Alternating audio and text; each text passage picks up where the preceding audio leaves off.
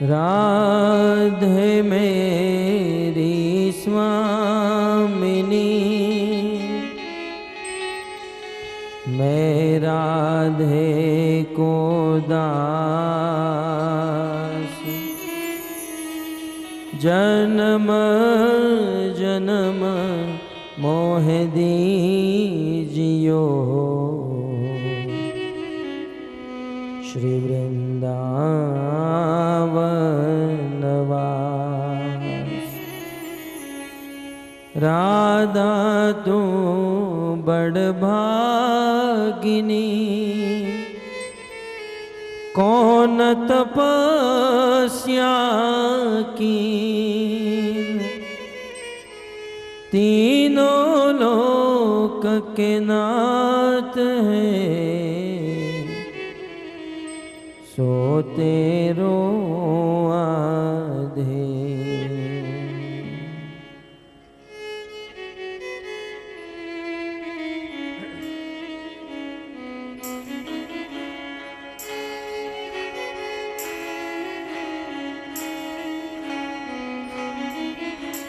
जय राधा माधव कुंज बिहारी,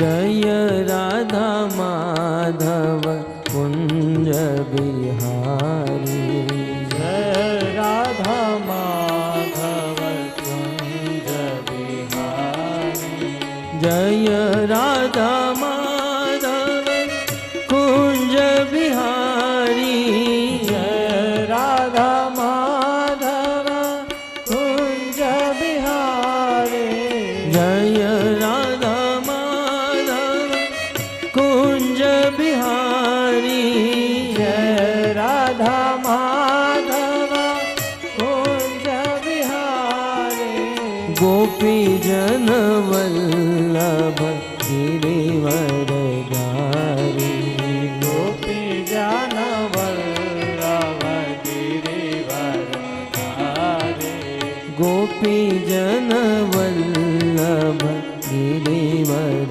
धारी, गोपी जन वल्लभ गिरिवर धारी, जय राधा माधव कुंज बिहारी, जय राधा माधव कुंज बिहारी,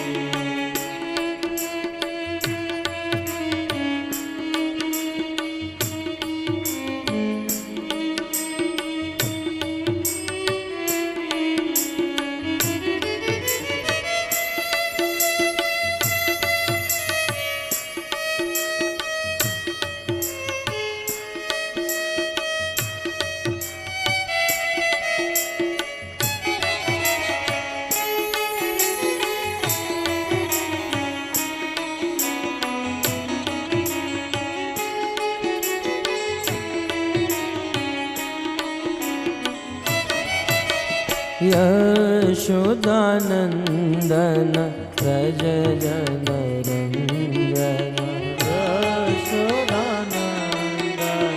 व्रज जन यशोदानंदन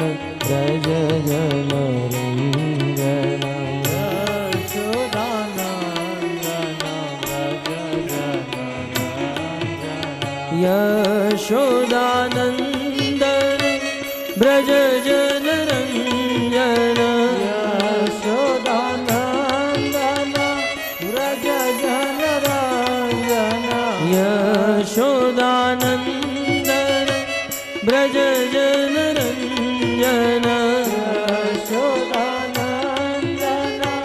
व्रज जन रंजन, यमुना तीरवन चारी, यमुना तीरावन चारी, यमुना तीरवन चारी, यमुना तीरावन चारी, जय राधा माधव कुंज बिहारी।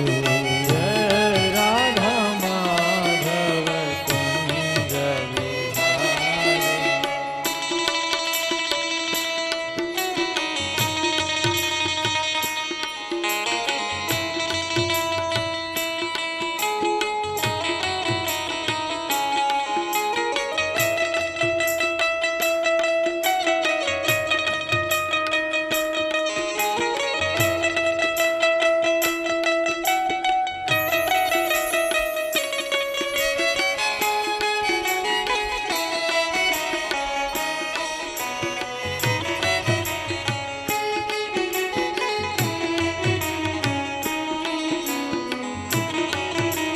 जय राधा माधव कुंज बिहारी।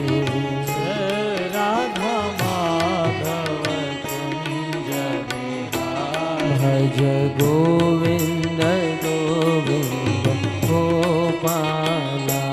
जय गोविंद गोविंद गोपाला। भज गोविंद गोविंद गोपाला। गोविंद गोविंद गोपाला। भज मुरली मनोहर नंदलाला। भज मुरली मनोहर नंदलाला। भज मुरली मनोहर नंदलाला। भज मुरली मनोहर नंदलाला। भज गोविंद गोविंद गोपाला। गोविंद गोविंद गोपाला। भज गोविंद गोविंद गोपाला। गोविंद गोविंद गोपाला। भज मुरली मनोहर नंदलाला। भज मुरली मनोहर नंदलाला। भज मुरली मनोहर नंदलाला। भज मुरली मनोहर नंदलाला। भज गोविंद गोविंद गोपाला। भज गोविंद गोविंद गोपाला। भज गोविंद गोविंद गोपाला। गोविंद गोविंद गोपाला। हरे कृष्ण कृष्ण कृष्ण हरे हरे, हरे राम राम राम हरे हरे। कृष्ण कृष्ण कृष्ण हरे हरे, हरे राम राम राम हरे हरे। हरे कृष्ण कृष्ण कृष्ण हरे हरे, हरे राम राम हरे हरे। हरे कृष्ण गाइए प्रेम से। हरे हरे, हरे राम राम हरे हरे। हरे कृष्ण कृष्ण हरे हरे, हरे राम राम हरे हरे। हरे कृष्ण कृष्ण कृष्ण हरे हरे, हरे राम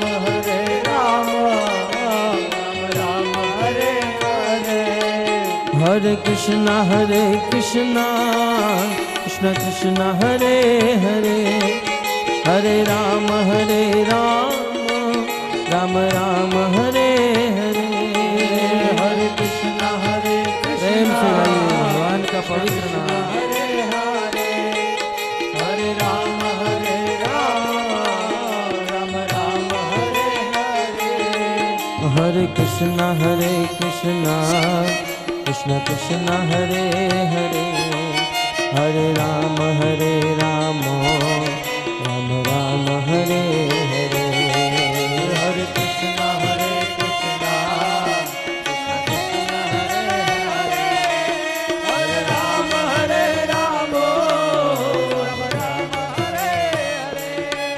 हरे कृष्णा कृष्ण कृष्ण हरे हरे, हरे राम राम राम हरे हरे। हरे कृष्णा कृष्ण कृष्ण हरे हरे, हरे राम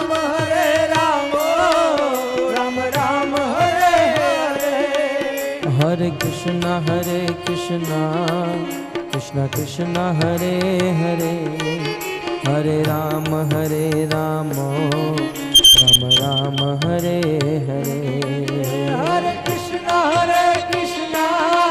कृष्ण कृष्ण हरे हरे, हरे राम राम हरे हरे। हरे कृष्णा कृष्ण कृष्ण हरे हरे, हरे राम राम हरे हरे। हरे कृष्णा कृष्ण कृष्ण हरे हरे, हरे राम आइए प्रेम से। राम हरे हरे। हरे कृष्णा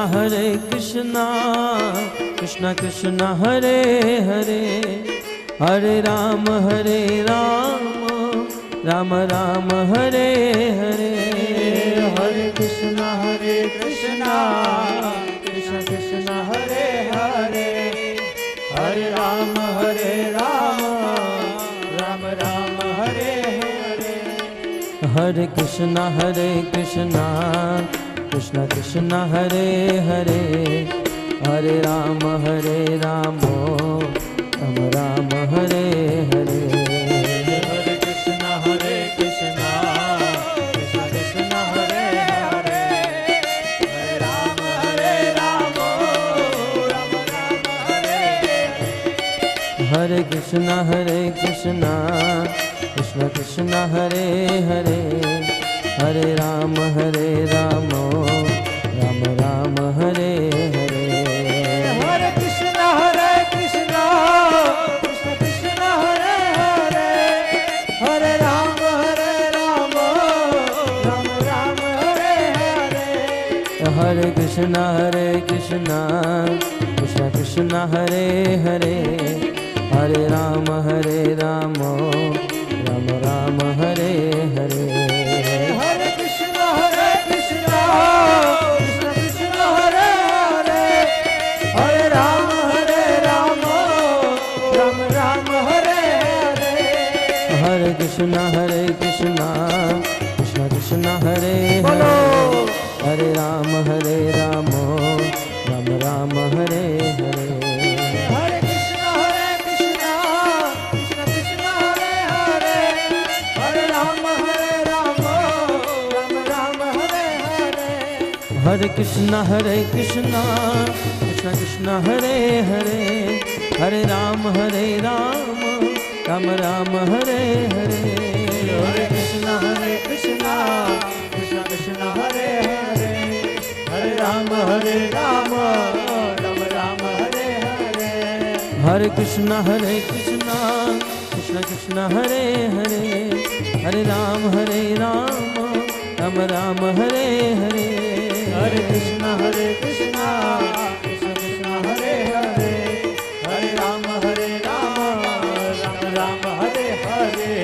हरे कृष्णा कृष्ण कृष्ण हरे हरे, हरे राम राम हरे हरे। हरे कृष्ण कृष्ण कृष्ण हरे हरे, हरे राम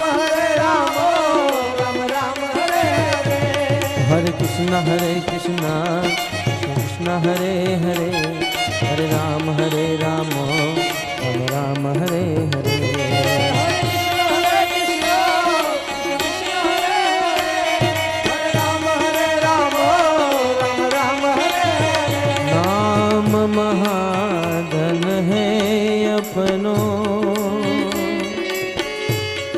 नहीं दूसरी संपत्ति और कमाई। नाम महाधन है अपनों, नहीं दूसरी संपत्ति और कमानी। छोड़ यटा जग की, हमको कुटिया ब्रज माही बनानी। हमको कुटिया ब्रज माही बनानी। हमको कुटिया ब्रज माही बनानी। हमको कुटिया ब्रज माही बनानी। हमको कुटिया ब्रज माही बनानी। हमको कुटिया ब्रज माही बनानी। सुख मिले रसिकों की सदा, और पीवन को यमुना जल पानी। टोक मिले रसिकों की सदा, और पीवन को यमुना जल पानी। हमें औरन की परवाह नहीं, अपने ठाकुरानी श्रीराधिका रानी। अपनी ठाकुरानी श्रीराधिका रानी। अपनी ठाकुरानी श्रीराधिका रानी। अपनी ठाकुरानी श्रीराधिका रानी। अपनी ठाकुरानी श्रीराधिका रानी। अपनी ठाकुरानी श्रीराधिका रानी। राधा श्याम सुंदर, राधा श्याम सुंदर, राधा श्याम सुंदर राधे। राधा श्याम सुंदर, राधा श्याम सुंदर, राधा श्याम सुंदर राधे। राधा गिरिधारी, राधा गिरिधारी, राधा गिरिधारी राधे। जय राधा गिरिधारी, राधा गिरिधारी, राधा गिरिधारी राधे। जगन्नाथ जगन्नाथ बलदेवा जय सुभद्रा। जगन्नाथ जगन्नाथ बलदेवा जय सुभद्रा। जय जगन्नाथ जगन्नाथ बलदेवा जय सुभद्रा। जगन्नाथ जगन्नाथ बलदेवा जय सुभद्रा। हाँ गौर निताय जय गौर निताय, गौर निताय जय गौर निताय। गौर निताय जय गौर निताय, गौर निताय जय गौर निताय, गौर निताय जय गौर निताय। गौर निताय जय गौर निताय, गौर निताय जय गौर निताय।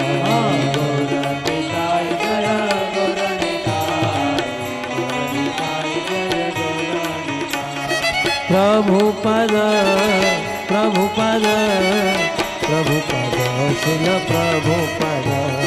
प्रभुपद प्रभुपद प्रभुपद शिल प्रभुपद।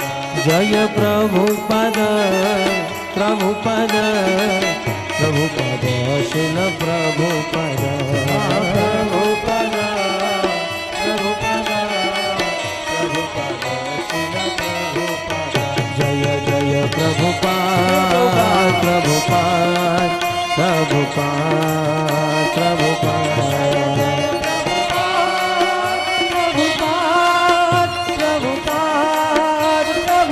नित्य गौर हरि बोल हरि बोल हरि बोल हरि बोल। नित्य गौर हरि बोल हरि बोल हरि बोल।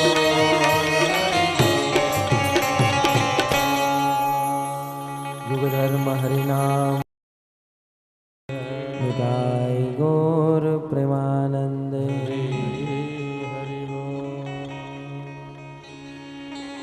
श्री गुरु पूर्णचन्द्राय राधिकाय तदालये कृष्णाय कृष्णभक्ताय तद्भक्ताय नमो नमः। निन्दन्तं पुलकोत्करे न विकस अन्नीपप्रसुञ्छविं प्रोद्वेर्क्रोत्य भुजद्वयं हरिहरि त्युजे वदन्तं मुहुः नृत्यन्तं दुतमश्रुनिर्जरचये सिञ्चन्तभोरवीतलं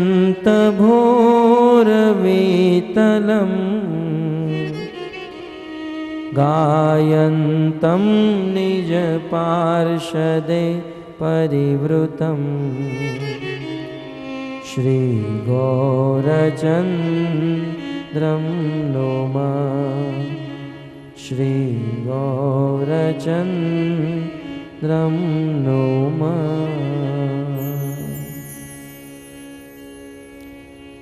वंशी विभो शितकरा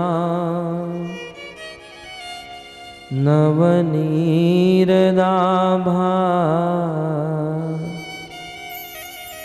पीताम्बरधरुणबिं बफलधरोष्ठा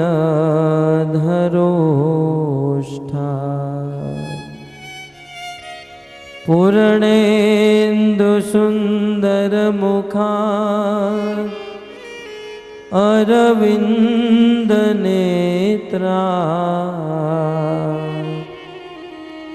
कृष्णात् परं किमपि तत्त्व अहं न जाने। कृष्ण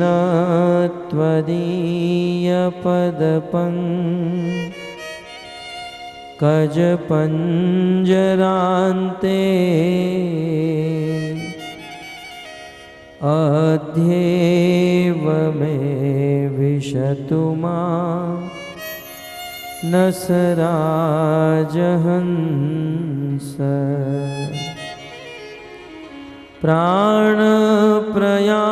प्राणप्रयाणसमये कफवातपीते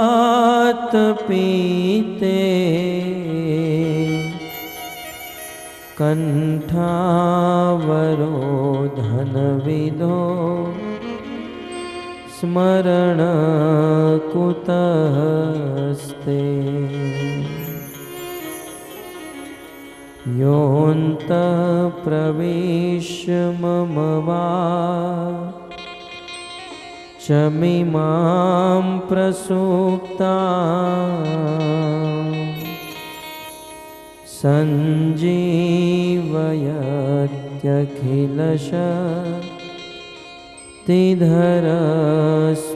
सञ्जीवयत्यखिलशक्तिधरस्वधाम्ना।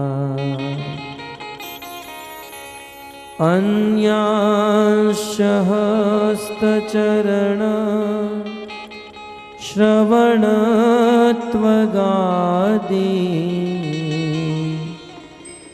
प्राणान्नमो भगवते पुरुषाय तुभ्यम्। करारविन्दे न पदारविन्दम्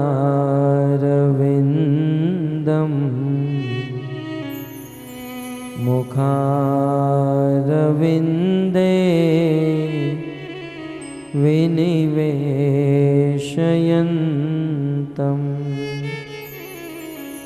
वटारविन्दे स्य पत्रस्य पुटेशयानम्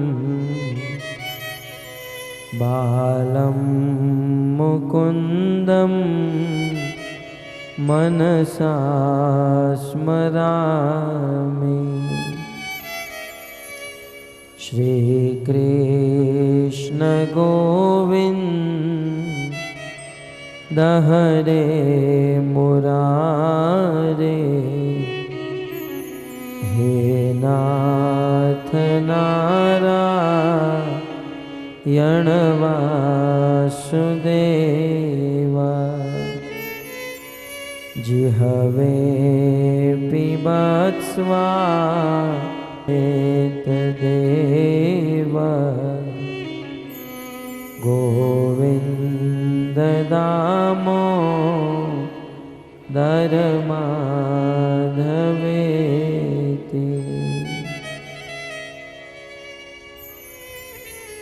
ॐ नमो भगवते वासुदेवाय।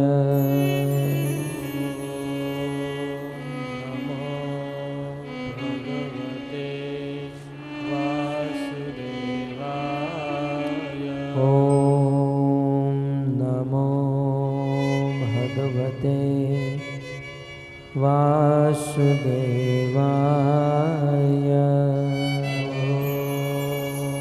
नमो भगवते वासुदेवाय। ॐ नमो भगवते वासुदेवाय।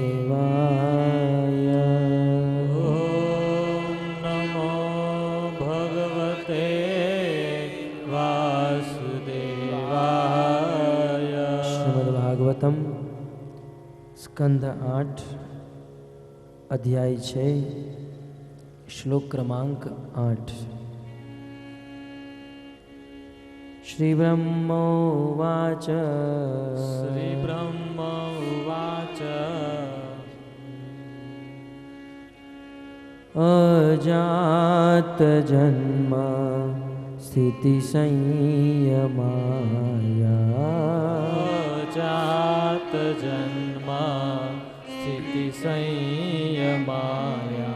गुणाय निर्वाण सुखार्णवाय।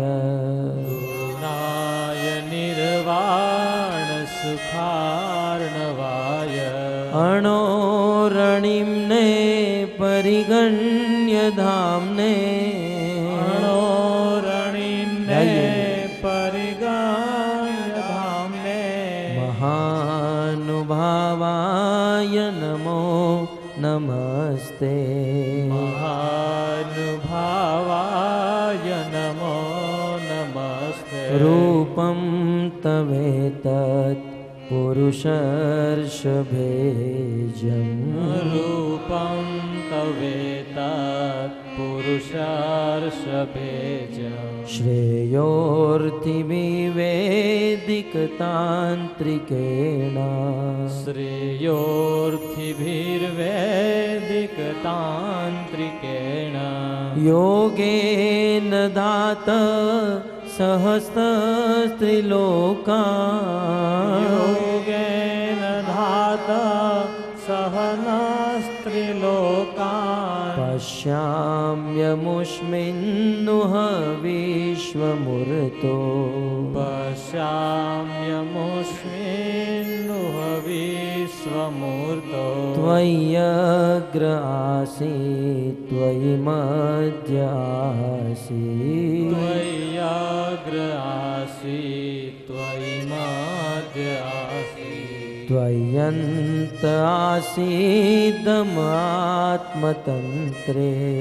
त्वय्यन्त आसीदमात्मतन्त्रे। त्वमादिरन्तो जगतोऽस्तमध्यम्। त्वमादिरन्तो जगतोऽस्य मध्यम्। घटस्य मृत्स्नेव परः परस्मात् घटस्य मृत्स्नेव परः परस्मात् त्वं माययात्माश्रयया स्वयेदम् त्वं माययात्माश्रयया स्वयेदम् निर्माय विश्वं तदनु प्रविष्ट निर्माय विश्वं तदनु प्रविष्ट पश्यन्ति युक्ता मनसा मनीषिणो पश्यन्ति युक्ता गाइए प्रेम से। मनसा मनीषिणो गुणं यवायेऽप्यगुणं विपश्यित गुणव्यवायेऽप्यगुणं विपश्चिता यथाग्निमेधस्य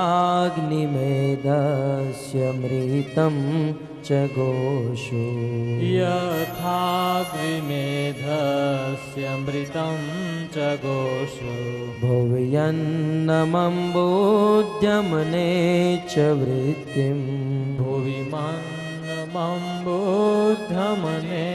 च वृत्तिं योगे मनुष्या यदियन्ति त्वां योगैर्मनुष्या अधियन्ति त्वां गुणेषु बुद्ध्या कवयो वदन्ति बुद्धेषु गुण्या तवयो वदन्ति तं त्वां वयं नाथ सम्मोजिहानम् तं त्वां वयं नाथ समोजिहानम् सरोजनाभाति चिरेप्सितार्थम् सरोजनाभाति चिरेप्सितार्थम् दृष्ट्वा गतानि वृतमद्य सर्वे दृष्टा गतानि मृतिमाद्य सर्वे गजादवार्ता इव गाङ्गमम्ब गजादवार्ता इव गाङ्गमम्ब स त्वं विधत्स्वाखिललोकपाल स त्वं विधत्स्वाखिललोकपाला वयं यदर्थास्तव पादमूलम् वयं यदर्थास्तव पादमूलं समागतास्ते बहिरन्तरात्मन् समागतास्ते बहिरन्तरात्मन् किं वान्यविज्ञापमशेषसाक्षिणः किं वान्यविज्ञापमशेषसाक्षिणः अहं गिरित्रस्य सुरादयो ये अहं गिरित्रश्च सुरादयो ये दक्षादयो ये ग्रेरि वस्ते दक्षादयोग्रेरिव केतवस्ते किं वा विदामेश पृथग्विभाता किं वा विदामेश पृथग्विभाता विदत्स्वशं नो द्विजदेवमन्त्रम् विधत्स्वशं नो द्विजदेवमन्त्रम्। तो आप सब भक्तों का 9 दिवसीय भागवत कथा के द्वितीय सत्र में हार्दिक स्वागत करते हैं।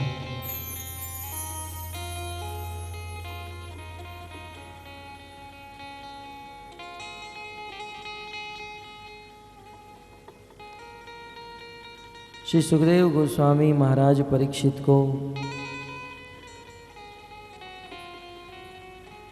मनवंतर की कथा श्रवण करा रहे हैं। चाक्षुष मनवंतर के अंतर्गत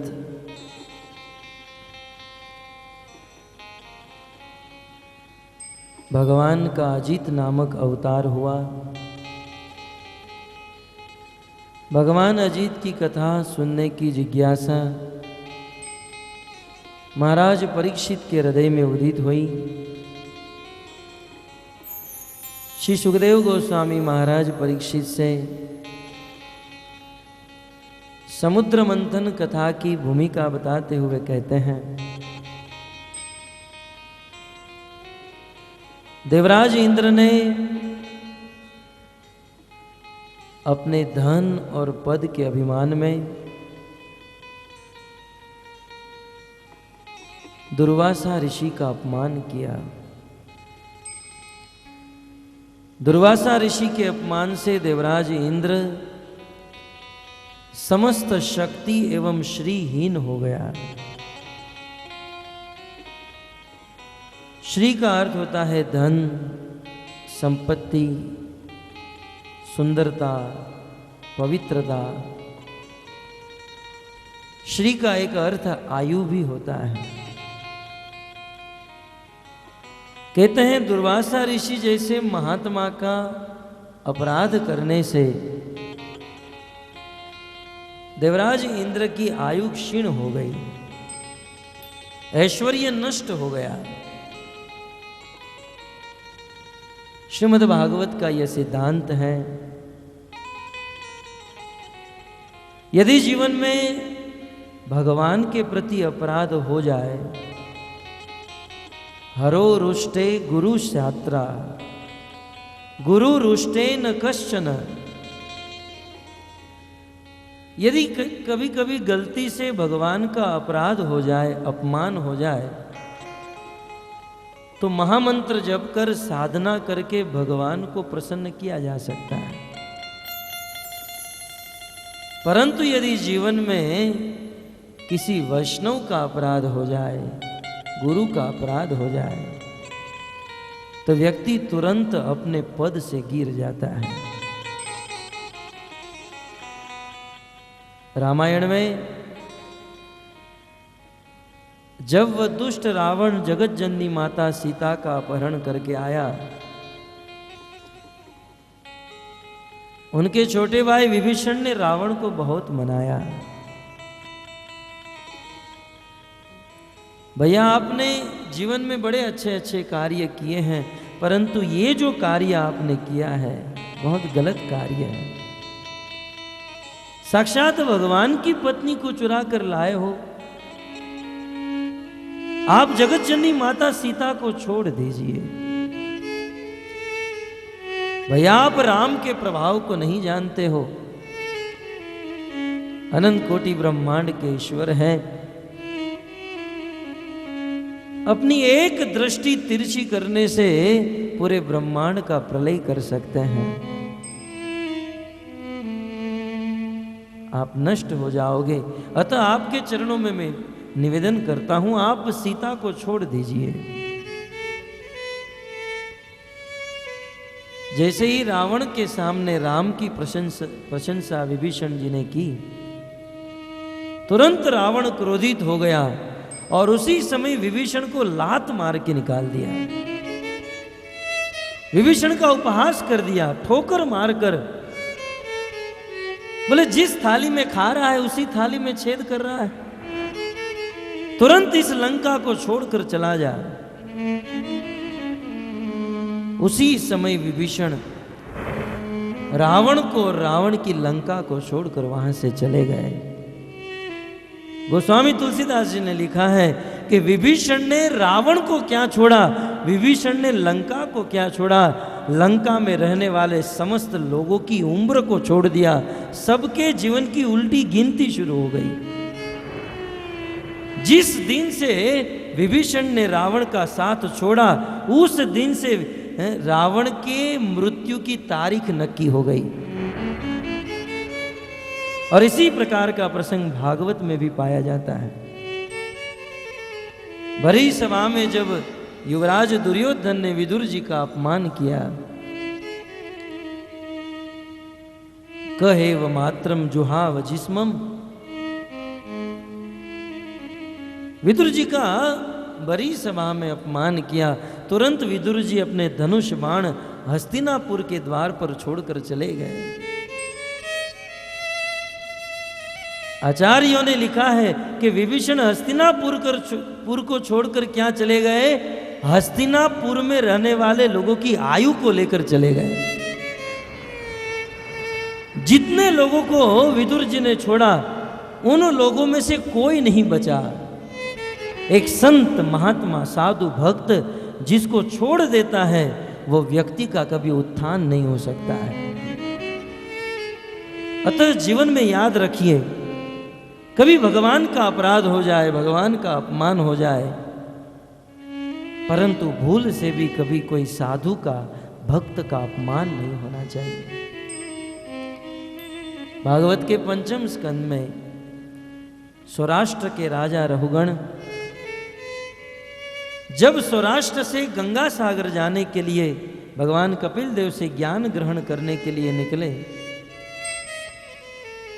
रास्ते में जड़ भरत जी मिल गए और परम शुद्ध महात्मा जड़ भरत जी के द्वारा उन्होंने पालकी उठवाई।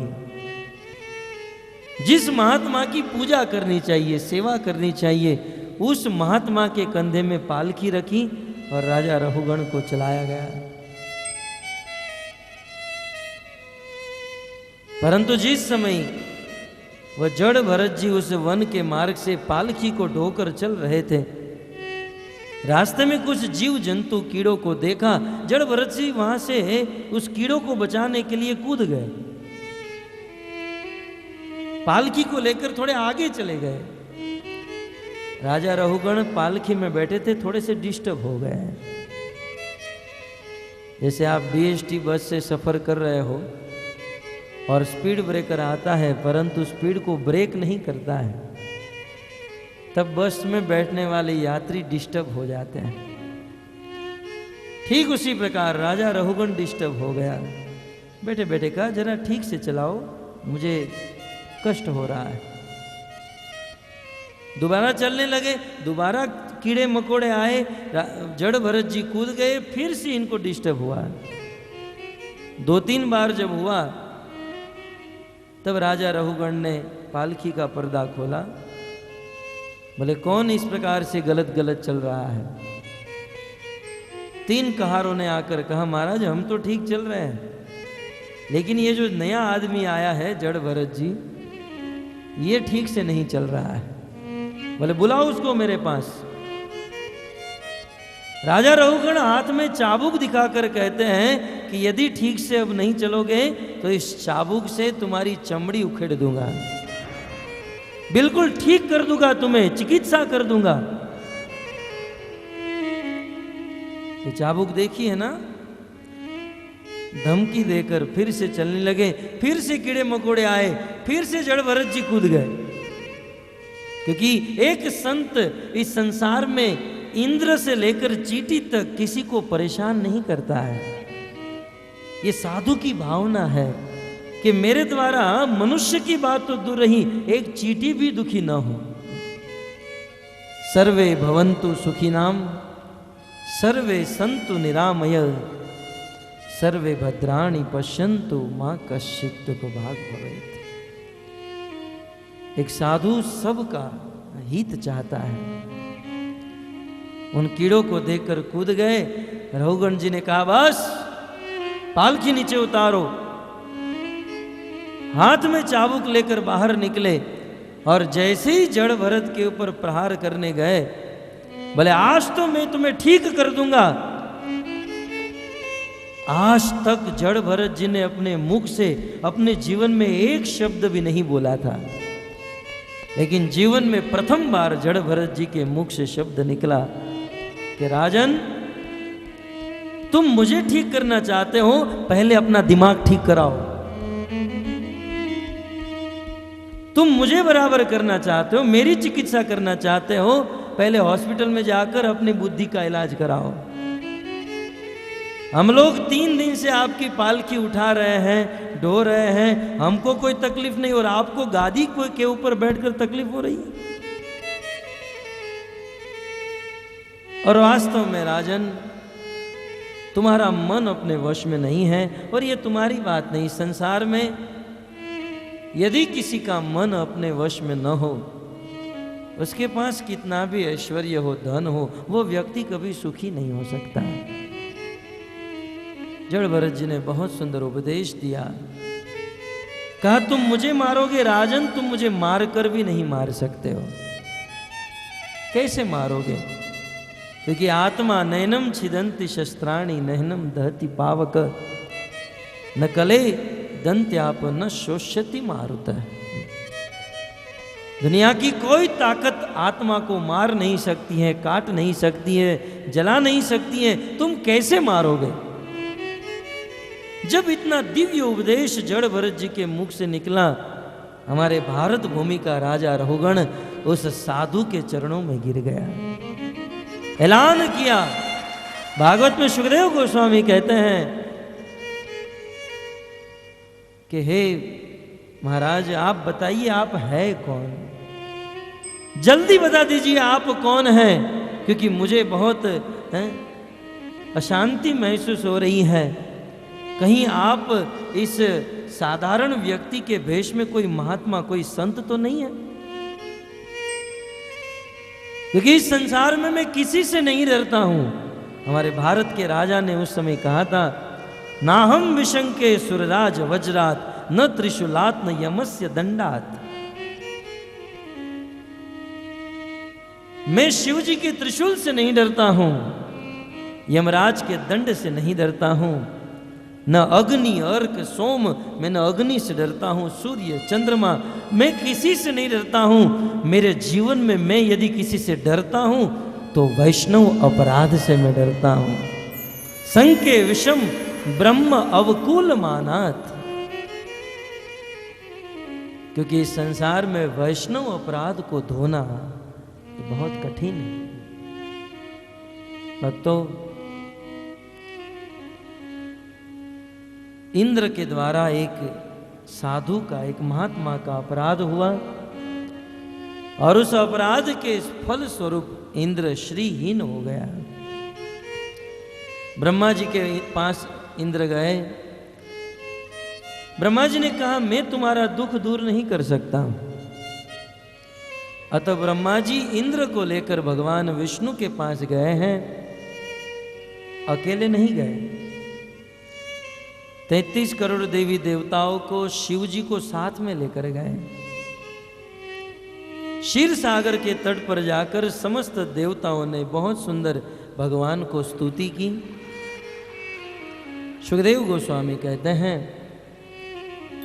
एवं स्तुत सुरगणे भगवान हरि रीश्वर तेषाम् आविर्भूत राजन् सहस्रार्कोदय द्युति। ब्रह्मा आदि समस्त देवताओं के द्वारा एवं स्तुतः सुरगणे, देवताओं के द्वारा स्तुति करने पर, हे राजन, तेषाम आविर्भूत, उन समस्त देवताओं के बीच में भगवान श्री विष्णु प्रकट हो गए। भगवान विष्णु के पास गए थे और भगवान की स्तुति करके भगवान विष्णु को प्रकट कर दिया। देवता खड़े हैं, उनके सामने विष्णु खड़े हैं, परंतु महाराज परीक्षित पूछ रहे हैं कि देवताओं के सामने जो विष्णु प्रकट हुए हैं वो विष्णु कौन है? कोई मनुष्य है, आदमी है, देवता है, भूत है, पिशाच है, बेताल है, वो है कौन? मानो महाराज परीक्षित सुखदेव गोस्वामी से पूछे, विष्णु कौन है? तो इस श्लोक में विष्णु को 3 विशेषण दिए गए हैं कि हे राजन, तेषाम आविर्भूत, वहां पर जो प्रकट हुए वो विष्णु साक्षात भगवान है। तत्पश्चात दूसरा विशेषण देते हैं वो साक्षात हरि है, और तीसरा विशेषण देते हैं कि वो साक्षात ईश्वर है। भगवान हरि ईश्वर। भक्तों, भगवान का अर्थ होता है षड ऐश्वर्य पूर्ण, जिनमें 6 प्रकार के गुण पूर्ण मात्रा में हो उसे भगवान कहते हैं। यद्यपि ये व्याख्या आपने अनेकों बार सुन रखी है, इसलिए विस्तार करने की आवश्यकता नहीं, परंतु भगवान शब्द की व्याख्या देते हुए पराशर मुनि, जो वेद व्यास जी के पिता हैं,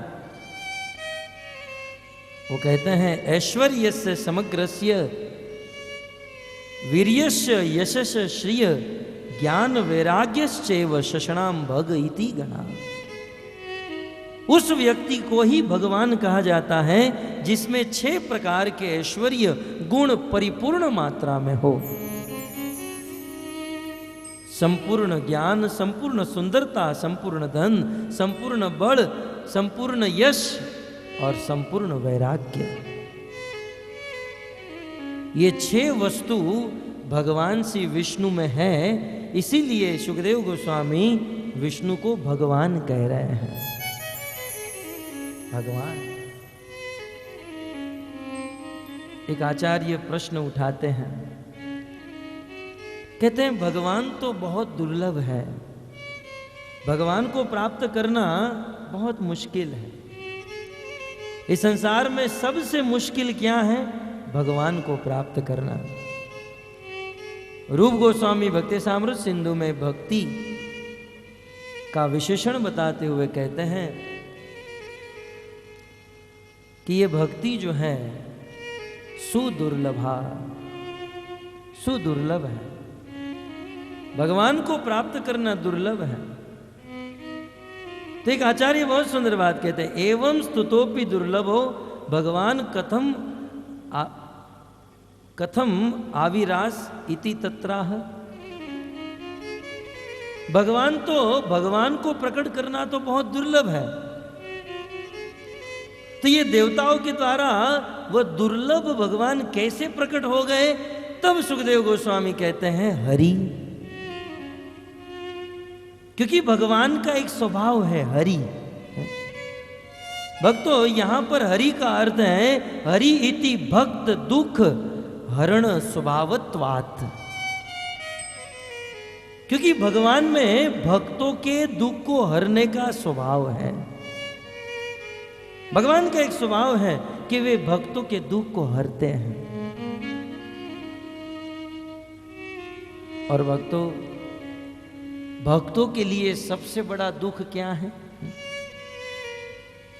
इस संसार में सब लोग दुखी हैं, परंतु कुछ लोग पैसे के लिए दुखी हैं, कुछ लोग गाड़ी बंगले के लिए दुखी हैं, कुछ लोगों की शादी नहीं होती है तो पत्नी के लिए दुखी हैं, कुछ बच्चों के लिए दुखी हैं।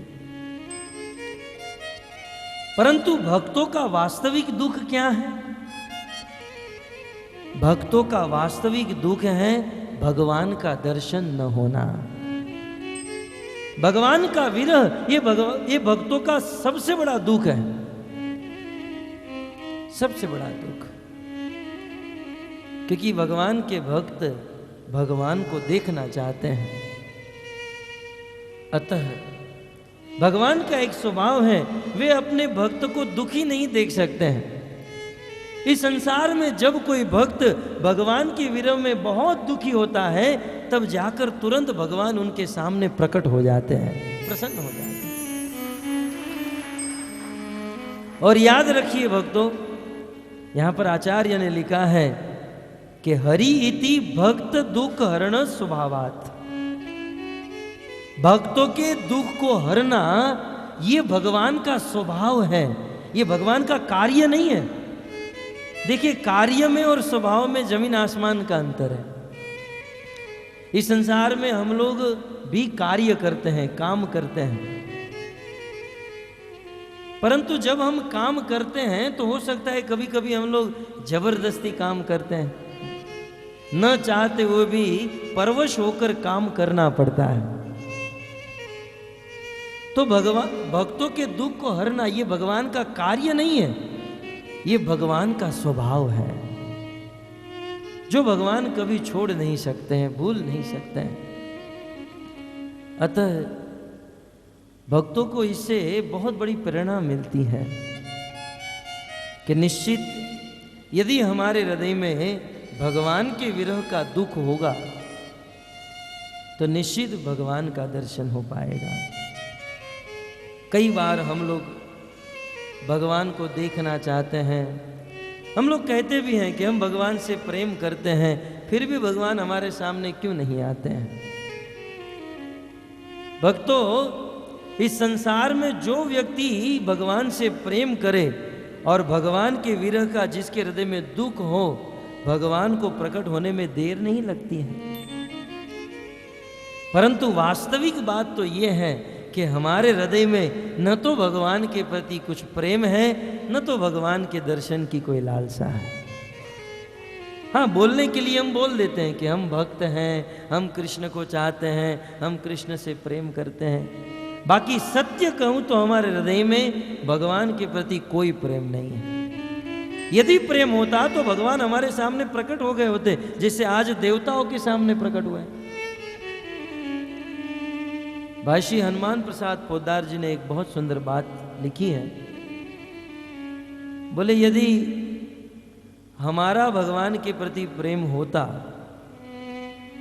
जैसे आजकल कुछ लोगों का प्रेम धन के प्रति है ना, हमारा प्रेम धन के प्रति है और हम कई दिनों से कोई बिजनेस में लगे हुए हैं, वो हमारा काम चल रहा है और एक दिन वो काम हो गया और उसमें हम 10 लाख रुपया कमा लिए, परंतु अचानक वह 10 लाख रुपये हमारे हाथ से चले जाए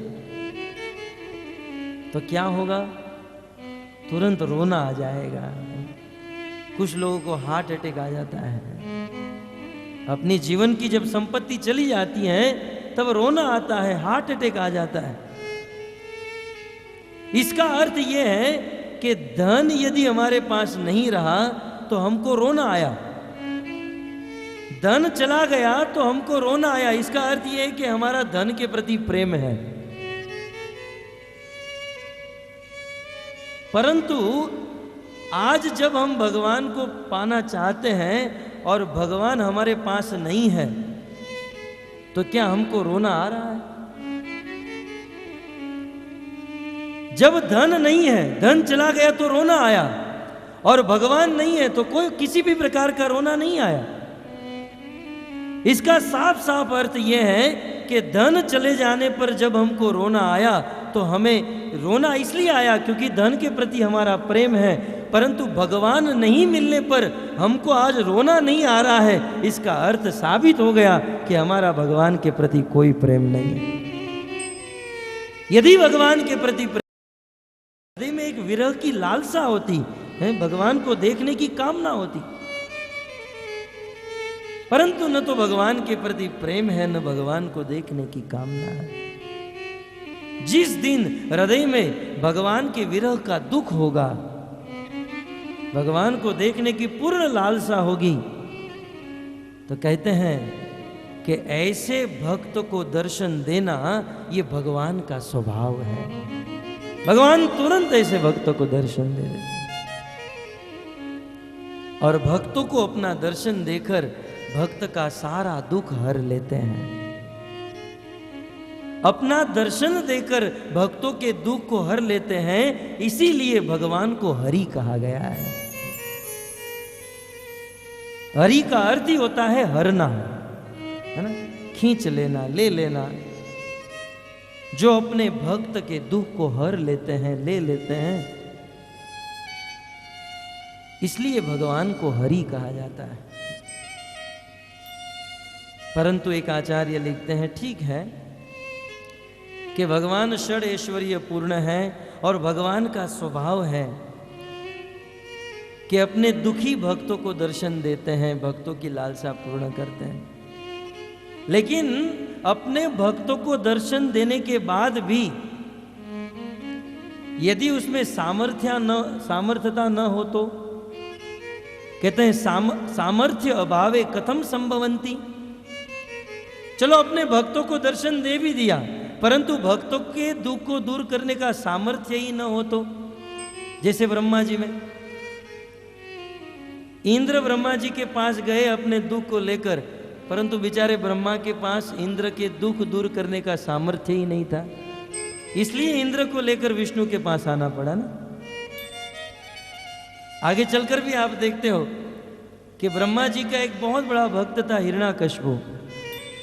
नरसिंहदेव भगवान जब हिरण्याकश्यपु को मार रहे थे, तब ब्रह्मा जी ने अपने भक्त हिरण्याकश्यपु का दुख दूर नहीं किया, बेचारा मारा गया।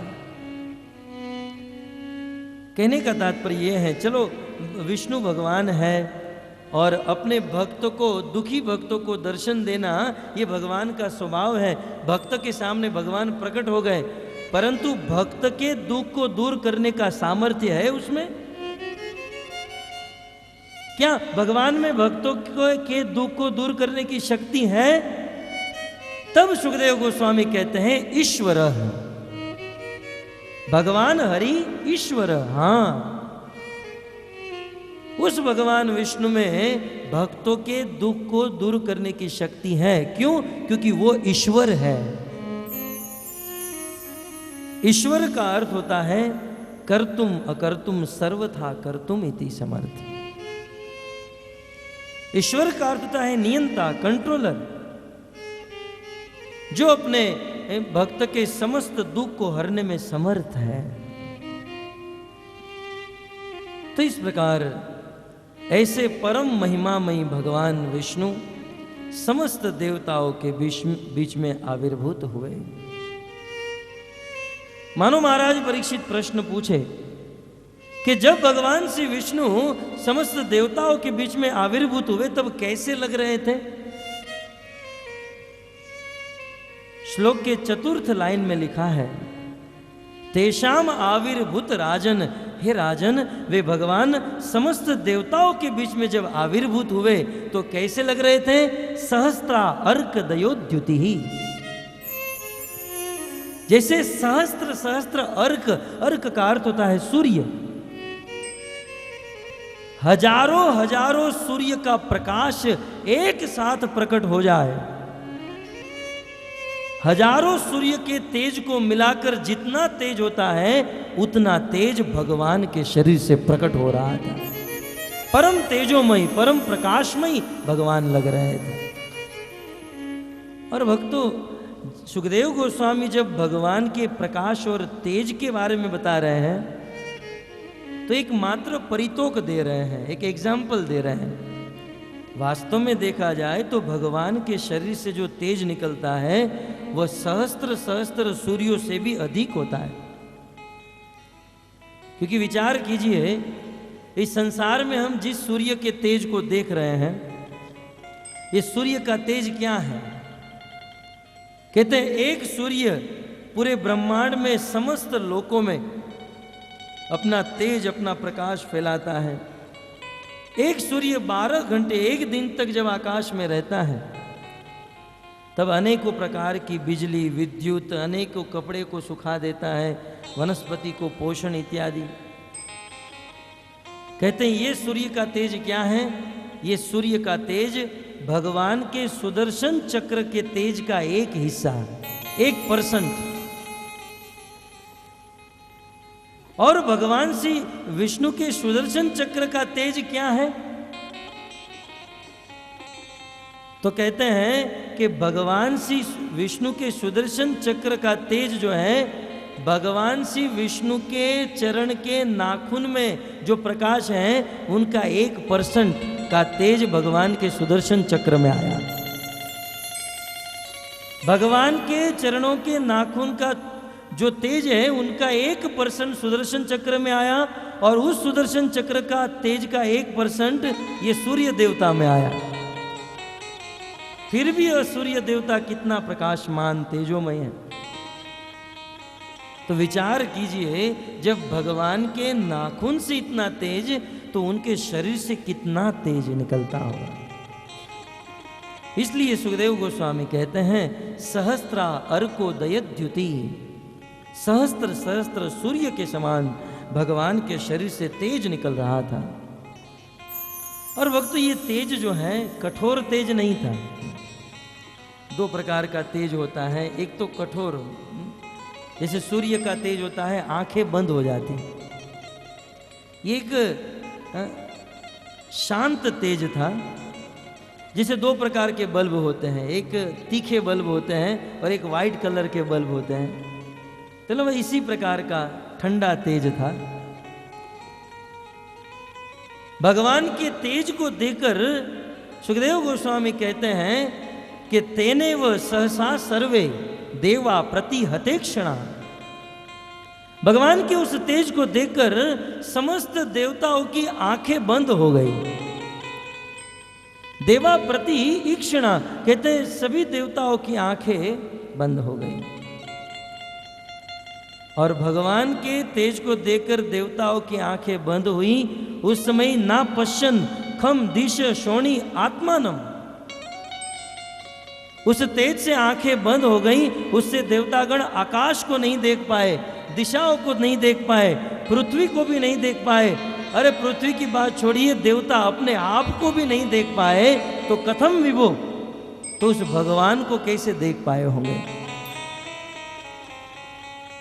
कहते हैं भगवान के तेज को देखकर देवताओं की आंखें बंद हो गई और उस समय कोई देवता भगवान के सामने देख नहीं पाया। इसका अर्थ है भक्तों, यदि मानो भगवान हमारे बीच में प्रकट भी हो जाए, उपस्थित भी हो जाए, तो एक बात तो निश्चित है कि भगवान यदि हमारे सामने भी आ जाए फिर भी हम उनको ठीक से देख नहीं पाएंगे। उनका प्रकाश ही इतना अद्भुत है। कुतो विभुम, तो किस प्रकार से इन्होंने भगवान को देखा होगा। प्रश्न हो सकता है, तो क्या उस समय भगवान को किसी ने नहीं देखा। सुखदेव गोस्वामी कहते हैं कि उस समय समस्त देवताओं की आंखें बंद हो गई, परंतु दो लोगों ने भगवान को ठीक ठीक से देखा। विरिंचो भगवान दृष्ट्वा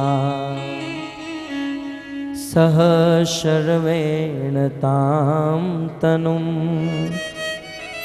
स्वच्छाम मरकत श्यामाम कंजगर्भारुणे क्षणा।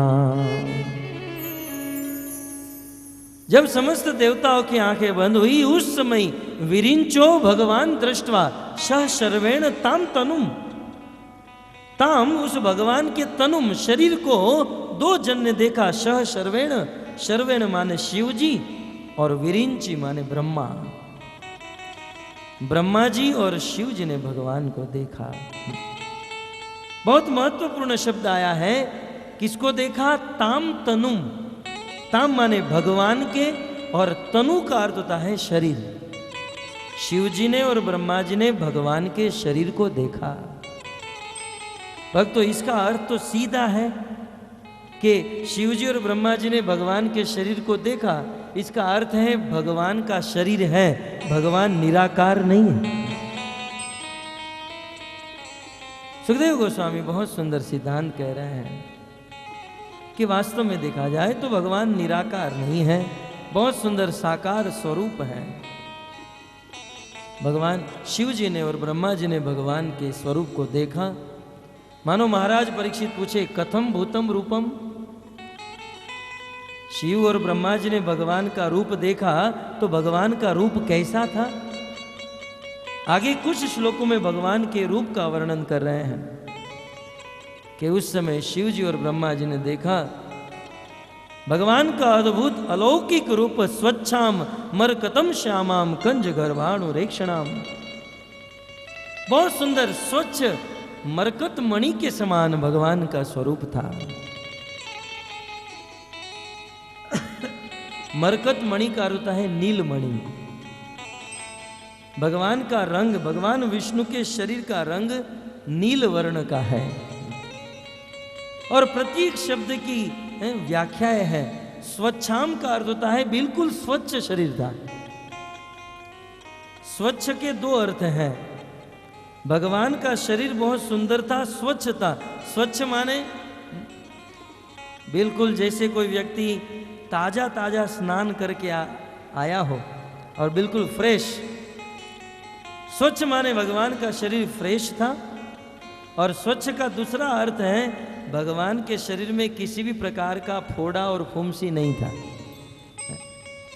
आज किसी का शरीर गोरा होता है तो पिंपल्स होते हैं, फोड़े फुंसी होते हैं, थोड़ा सा लग जाता है। देखिए बहुत सुंदर क्या, स्वच्छ शरीर था एकदम। और मरकत श्यामाम, श्याम वर्ण का शरीर था। श्याम में भी बहुत शेड होता है ना, माताएं जब साड़ी खरीदने जाती हैं तो अनेकों शेड, एक एक रंग में बहुत सारे शेड होते हैं। तो श्याम वर्ण में कैसा शेड था, तो कहते हैं मरकत मणि, अर्थात नील मणि, नीले वर्ण का। जैसे वर्षा की ऋतु में बादल जल से भर जाते हैं, उस जलधर मेघ के समान भगवान के अंग की कांति, अंग का रंग था मरकत श्याम। और मरकत का दूसरा नील मणि के साथ क्यों उपमा दी, क्योंकि मणि जो होता है उसमें चमक होती है। हीरे के व्यापारी जानते होंगे, हीरे जो होते हैं हीरे में चमक होती है। तो भगवान के शरीर का रंग नील वर्ण का तो था, लेकिन उसी के साथ साथ भगवान के अंग में कुछ चमक थी। भगवान के शरीर अद्भुत चमकता है। ब्रज की लीला में आचार्य गण वर्णन करते हैं कि जब भगवान श्री कृष्ण के गोप सखा कृष्ण के साथ वन में जाते थे और हवा आती थी, खेलते थे, कूदते थे, गोप सखाओं के बाल बिखर जाते थे, तब ये सारे गोप सखा भगवान की पीठ में अपना मुंह देकर बाल बनाते थे। कृष्ण को ढूंढते थे, कृष्ण हमारा मिरर कहां गया, हमारा आईना कहां गया है। इतना सुंदर भगवान का शरीर चमकता था और भगवान की पीठ में देखकर अपना बाल बनाते थे। तो स्वच्छाम मरकत श्यामाम कंज गर्भारुण क्षणाम। कंज गर्भ, कंज का अर्थ होता है कमल, और कमल के गर्भ में जो परागरज होती हैं बहुत कोमल होती हैं। भगवान का शरीर भी उतना कोमल था, अद्भुत कोमल। भागवत में वर्णन है, जब भगवान वन के मार्ग से गुजरते थे और छोटे छोटे वृक्ष के पत्ते जब भगवान के शरीर को स्पर्श करते थे तो वहां लाल लाल खून जम जाता था। इतना कोमल भगवान का शरीर था। यमुना जड़ मां के सरगो, गाना नहीं, उसमें ये शब्द आया ना कोमल। भगवान का शरीर बहुत सुंदर कोमल है। तो कंज गर्भारु अरुण इक्षणाम, और भगवान की आंखें कैसी हैं, ये ब्रह्मा जी और शिव जी देख रहे हैं कि जो भगवान विष्णु प्रकट हुए हैं उनकी आंखें अरुण इक्षणाम, अरुण फल के समान, बिंब फल के समान लाल वर्ण की आंखें थी। अरुण का अर्थ होता है लाल। ये अरुण जो है गरुड़ जी के भाई का नाम है। गरुड़ के भाई, छोटे भाई का नाम अरुण, जो सूर्य देवता के सारथी है, जो सूर्य देवता का रथ चलाते हैं। आज भी जब सूर्य देवता प्रकट होते हैं तो सूर्य के प्रकट होने से पहले एक लालिमा प्रकट होती है, और लालिमा और कोई नहीं, गरुड़ जी के छोटे भाई अरुण हैं। उनका शरीर पूर्ण तैयार नहीं हुआ और उनकी मां ने उस अंडे को फोड़ दिया, इसलिए उनका शरीर लाल रह गया। तो अरुण लाल वर्ण की भगवान की आंखें हैं। और भगवान के रूप को बताते हुए कहते हैं, तप्त हेमावदातेन लसत कौशेय वाससा। भगवान श्री विष्णु ने वस्त्र कैसे पहने थे, कहते हैं तप्त हेम, हेम का अर्थ होता है सोना। सोने को हाई टेम्परेचर के ऊपर गर्म किया जाए, सोना वैसे ही पीला होता है, स्वाभाविक सोना पीला होता है, और उसे जब गर्म किया जाए तो और पीला हो जाता है, चमक जाता है। तो तप्त हेम, तपाए हुए सोने के समान, अवदाते न, भगवान ने पीतांबर धारण किया था। लसत कौशेय वाससा, और वो पीतांबर किसका बना हुआ था, कहते हैं कौशेय। कौशेय माने रेशम के वस्त्र से बना हुआ था। भगवान के शरीर के ऊपर तपाए हुए सोने के समान पीताम्बर लसत लहरा रहा है, बहुत सुंदर शोभित हो रहा है। पितामह भीष्म कहते हैं कि जैसे रवि कर गौरम तमाल वर्णम, जैसे सूर्य के बहुत सुंदर किरण होती है, उस किरण के समान भगवान के पीताम्बर, भगवान के वस्त्र हैं। प्रसन्न चारु सर्वांगी सुमुखी सुंदर भ्रुवम, कहते हैं भगवान के सर्व अंग प्रसन्न है। देखिए बहुत सुंदर बात आ रही है कि इस संसार में हम लोग हमारी प्रसन्नता हमारे मुख से व्यक्त कर सकते हैं। मान लो कोई दुखी है या सुखी है, कैसे पता चलेगा? तो उनके मुख से, वो स्माइल दे रहा है, हंस रहा है तो सुखी है, और मुंह छोटा हो गया है तो दुखी है।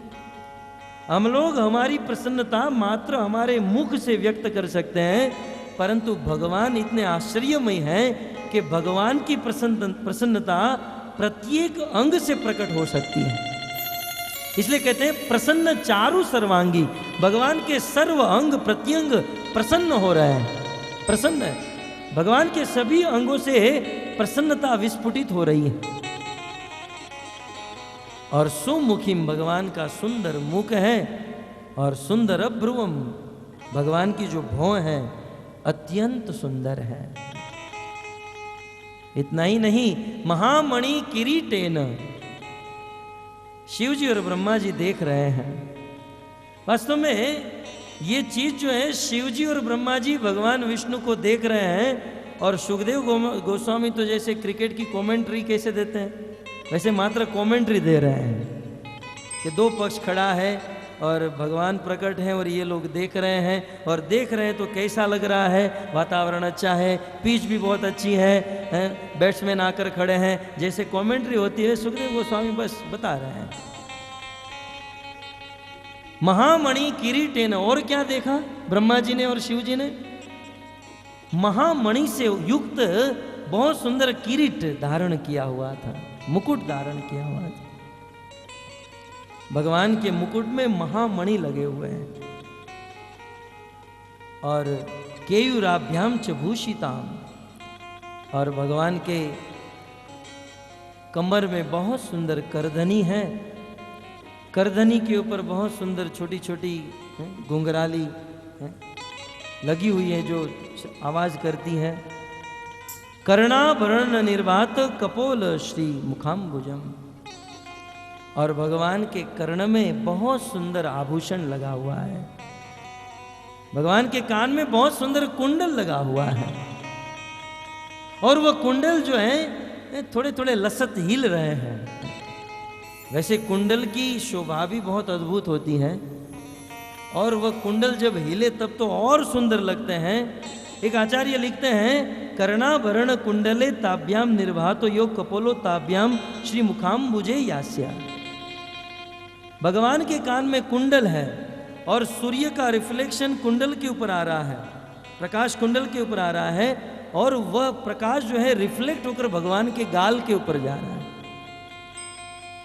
तो कुंडल का प्रकाश रिफ्लेक्ट होकर जब गाल के ऊपर जा रहा है तो भगवान का रूप और भी सुंदर लग रहा है।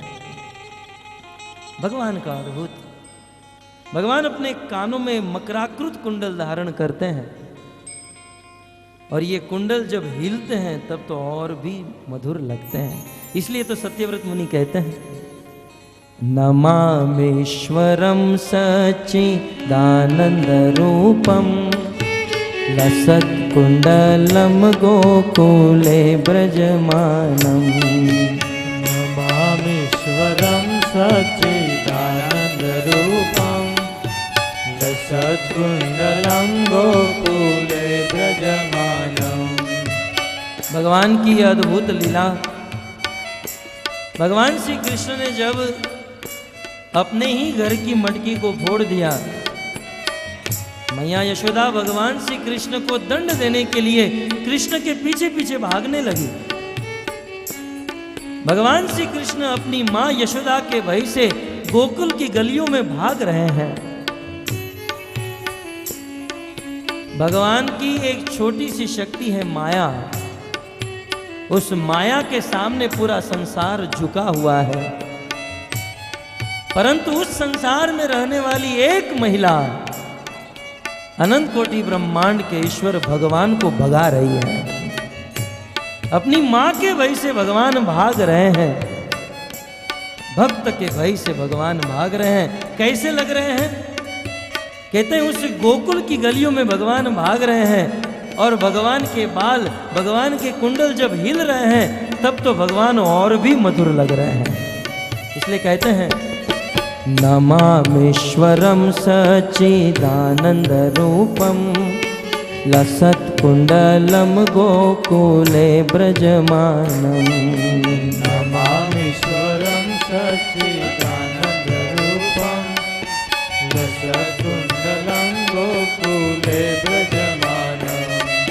यशोदाभियोलुखलादवमानं परामृष्टमत्यन्ततोदृत्य गोप्या। यशोदाभियोलुखलादवमानं परामृष्टमत्यन्ततोदृत्य गोप्या। यशोदाभियोलुखलादवमानं परामृष्टमत्यन्ततोदृत्य गोप्या। यशोदाभियोलुखलादवमानं परामृष्टमत्यन्ततोदृत्य गोप्या। भगवान श्री कृष्ण के, भगवान श्री विष्णु के कर्ण में कुंडल है, बहुत सुंदर कुंडल। भगवान ने यह आभूषण धारण किए हैं, परंतु भक्तों वास्तविक बात तो यह है कि इस संसार का कोई साधारण आभूषण भगवान की सुंदरता को नहीं बढ़ा सकता है। कहते हैं भगवान सर्वाति सुंदर हैं। इस जगत में तो जब कोई व्यक्ति वस्त्र और आभूषण धारण करते हैं तो वस्त्र और आभूषण के सहारे अपनी सुंदरता को बढ़ाते हैं। ये तो बताइए इस संसार में कोई वस्त्र और आभूषण धारण न करे, लोग उसके सामने देखना भी नहीं चाहेंगे। हम लोग जब वस्त्र धारण करते हैं, आभूषण धारण करते हैं, तब हमारी शोभा बढ़ती है। परंतु धन्य है वह भगवान जब वस्त्र और आभूषण धारण करते हैं तो वह आभूषण और वस्त्र भगवान के शरीर पर धारण होने से उस आभूषण और वस्त्र की शोभा बढ़ जाती है। भूषण भूषण अंगम, जो आभूषण के भी आभूषण है, जो आभूषण के भी सुंदरता को बढ़ाने वाले, ये है भगवान के अंग, ये है भगवान की सुंदरता। कर्णाभरण निर्वात कपोल श्री मुखाम्बुजम। भगवान का बहुत सुंदर मुखाम्बुज है। अंबुज का अर्थ होता है कमल। भगवान का मुख कमल के समान सुंदर है। भक्तों, हमारे वेदों में, शास्त्र में और साधु संतों ने भगवान के मुख की, आंखों की, चरण की उपमा कमल के साथ दी है। परंतु तत्व से यदि देखा जाए तो भगवान की सुंदरता कमल से भी कोटि कोटि गुना सुंदर है। माधुर्य कादिम्बनी नामक ग्रंथ में विश्वनाथ चक्रवर्ती ठाकुर रोते रोते अंत में भगवान से निवेदन करते हैं, हे प्रभु आप मुझे क्षमा कर देना, मैंने इस ग्रंथ में आपके अंगों की उपमा कमल के साथ दी है और आपके अंगों को कमल के साथ उपमा देकर मैंने बहुत बड़ा अपमान कर दिया, आपका बहुत बड़ा अपराध कर दिया, क्योंकि कहाँ यह तुच्छ कमल और कहाँ आपका यह सर्वाति सुंदर स्वरूप है। परंतु मैं परवश हूँ भगवान, मैं लाचार हूँ कि इस संसार में कमल से अच्छा कोई वस्तु मुझे मिला ही नहीं कि जिससे मैं आपके शरीर की उपमा दे सकूं। और भक्तों बात भी सत्य है कि इस संसार में लोगों को समझाने के लिए कि भगवान के अंग कितने सुंदर हैं, अब कमल से अच्छी वस्तु की संतों को मिली ही नहीं। इसलिए परवश होकर भागवत में और शास्त्र में भगवान के अंगों की उपमा कमल के साथ दे दी। परंतु भक्तों भगवान के सभी अंग कमल से भी सुंदर है। अत्यंत सुंदर भगवान का शरीर है और उसमें भी भगवान जब ये आभूषण धारण करते हैं बहुत सुंदर लगते हैं। कांची कलाप वलय हार नूपुर शोभितम। भगवान बहुत सुंदर करधनी धारण करते हैं और करधनी में कंकणी होती है ना, छोटी छोटी कंकणी होती है जो आवाज करती है। भगवान चलते हैं तो उस कंकणी का आवाज आता है। बाल्य लीला में वर्णन है, यशोदा मैया कृष्ण के कमर में, पाँव में, हाथ में वह कंकणी वाली चूड़ी इत्यादि पहनाती थी, करधनी इत्यादि पहनाती थी। तो भगवान जब चलते थे तो आवाज आने लगती थी, तो कृष्ण ढूंढते थे यहां कौन आया। अपने ही कंकणी का आवाज भगवान नहीं जान पाते थे और आजू बाजू में अपने नेत्र से ढूंढते थे, ये कहां से आवाज आ रही है, ये कौन मेरा पीछा कर रहा है। और कोई मेरा पीछा कर रहा है, ये संभ्रम होता था और भगवान भागने लगते, मां के गोद में जाकर सो जाते। तो कांची कलाप वलय, बहुत सुंदर करधनी धारण करते हैं। हार, भगवान अपने गले में बहुत सुंदर हार धारण करते हैं, बहुत हार। वैसे तो मां यशोदा कृष्ण के गले में सोने का हार पहनाती है, लेकिन भगवान को सोने का हार उतना पसंद नहीं है जितना वन के फूलों का हार पसंद है। वनमाला भगवान को बहुत पसंद है और उसमें भी वैजंती माला। यशोदा मैया बहुत सुंदर सोने का हार पहनाती है। कृष्ण ब्रज में गोप सखाओं के साथ जाते हैं और सबसे पहले उस वन में जाकर गोप सखा वह सोने का हार आभूषण निकाल देते हैं। ये खाली फोकट इतना वजन कृष्ण के ऊपर लाद दिया है यशोदा मैया ने, ये ठीक नहीं है, निकालो, चलो हटाओ। तब भगवान के सखा बहुत सुंदर सुंदर हार बनाकर कृष्ण के गले में पहना देते। श्रीदाम आता था और कृष्ण के गले में पहना कर कहता था कितना सुंदर हार लग रहा है। सोने के हार में, मणियों के हार में इतना सुंदरता नहीं है जितना ये फूलों के हार में हमारा कृष्ण सुंदर लग रहा है। तब तो मधुमंगल आता था, छोड़ छोड़ तेरा हार ठीक नहीं है, निकाल कर मधुमंगल अपना हार पहनाता था।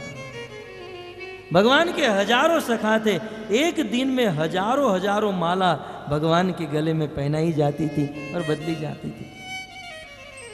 आज भी वृंदावन में आप जाइए, राधा श्याम सुंदर जी के गले में प्रत्येक मिनट में अनेकों सैकड़ों माला चढ़ती है। बांके बिहारी जी के गले में सैकड़ों माला, और भगवान इसमें प्रसन्न रहते हैं। तो भगवान हार धारण करते हैं, नूपुर, अपने चरणों में बहुत सुंदर नूपुर धारण करते हैं। ये सब ब्रह्मा और शिव जी देख रहे हैं और सुशोभितम, इससे भगवान बहुत सुंदर लग रहे हैं। कौस्तुभा भरणाम लक्ष्मी, भगवान अपने गले में बहुत सुंदर कौस्तुभ मणि धारण करके रखे हैं। गले में कौस्तुभ मणि है, भगवान के गले में कौस्तुभ मणि एक बहुत सुंदर मणि है जिससे प्रकाश निकलता है। श्रीमद् भागवत के 10वें स्कंद के 8वें अध्याय में वर्णन है, जब ब्रज की गोपियां शिकायत लेकर यशोदा मैया के पास आती थी कि आप अपने कृष्ण को समझाओ, अपना गाँव लेव नंद रानी,